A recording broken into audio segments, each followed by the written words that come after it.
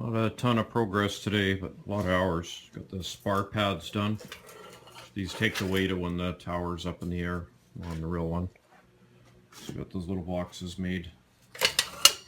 Go up and down. There's holes there for them to lock into right there for transport position. So 1, 2, and I've got a bunch of these plugs cut. Up here we call them toonies, or $2 coins are like that. So they're all going to get plugged into the ends of those to become like on this yarder. I got to make all those bottom rollers.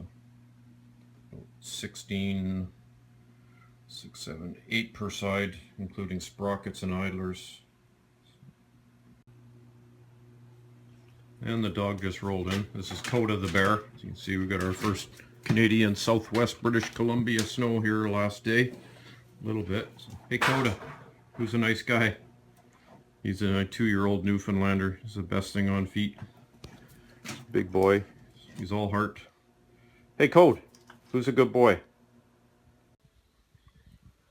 So this is the beginnings of the tracks. Just 2-inch flat bar bent. If everybody thinks I got press brake shears and all the fancy tools, I don't. This is my pipe bender. A piece of angle iron and a piece of tube. 4 tracks welded together. Like all of it, none of it's easy.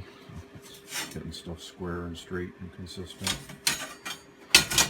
And some rollers, welded some little things on there to look like bolts and hubs and such.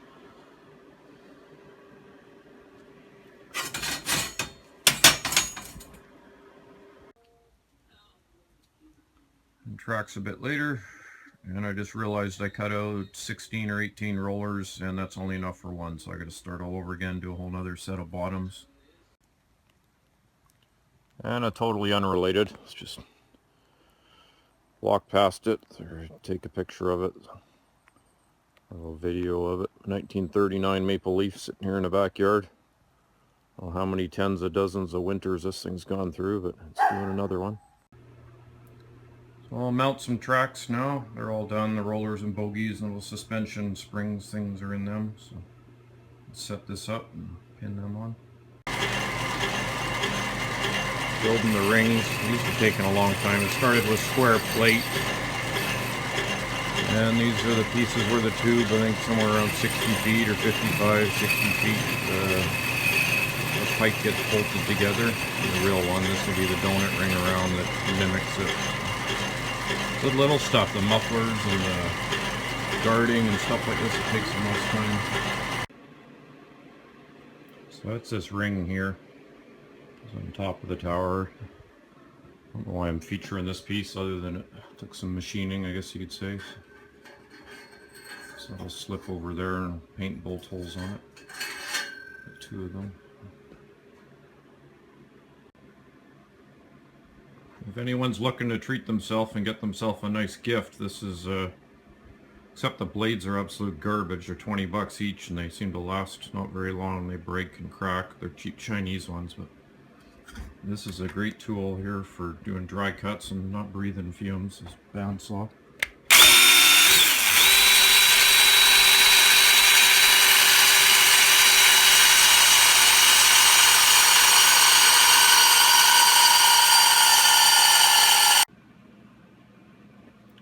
The plates at the top of the tower. The guy lines hang off. There's twice as many holes as there are guy lines. I guess they can move them, set them up different.